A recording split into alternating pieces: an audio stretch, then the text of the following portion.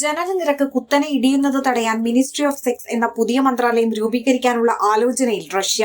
പങ്കാളിയുമായി ലൈംഗിക ബന്ധത്തിൽ ഏർപ്പെടണമെന്ന ആഹ്വാനം പുടിൻ നേരത്തെ നടത്തിയിരുന്നു.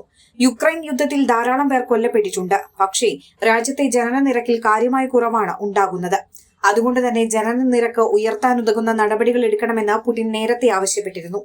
രാത്രി 10 മുതൽ പുലർച്ചെ 2 വരെ ലൈറ്റുകൾ അണച്ചും ഇന്റർനെറ്റ് വിച്ഛേദിച്ചും പങ്കാളികൾ തമ്മിലുള്ള അടുപ്പം വർദ്ധിപ്പിക്കണമെന്നാണ് നിർദ്ദേശങ്ങളിലൊന്ന്. വീട്ടമ്മമാർക്ക് ശമ്പളം നൽകുക, അത് അവരുടെ പെൻഷനിലേക്ക് വകയിരുത്തുക എന്നതും പരിഗണിക്കപ്പെടുന്നു. പങ്കാളികളുടെ ആദ്യ ഡേറ്റിന് സാമ്പത്തിക സഹായമായി 5000 റൂബിൾ, അതായത് 4395 ഇന്ത്യൻ രൂപ ധനസഹായം നൽകുക, വിവാഹദിനം രാത്രി ഹോട്ടലിൽ ചെലവഴിക്കുന്നതിന് സർക്കാർ സഹായമായി 23122 ഇന്ത്യൻ രൂപ നൽകുക തുടങ്ങിയവയും പരിഗണിക്കുന്നുണ്ട്.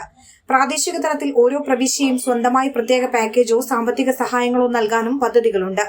ഖബാറോവ്സ്കിൽ 18നും 23നും ഇടയിൽ പ്രായമുള്ള വിദ്യാർത്ഥിനികൾക്ക് കുട്ടികളുണ്ടായാൽ 900 യൂറോ, 97,282 ഇന്ത്യൻ രൂപ ലഭിക്കും.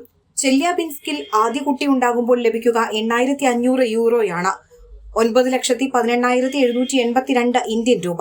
ചായ, ഉച്ചഭക്ഷണ ഇടവേളകളിൽ പങ്കാളികൾ തമ്മിലുള്ള അടുപ്പം വർദ്ധിപ്പിക്കുന്ന കാര്യങ്ങൾ ചെയ്യാമെന്ന് പ്രാദേശിക ആരോഗ്യമന്ത്രി യെവ്ഗനി ഷെസ്തോപാലോവ് പറഞ്ഞു.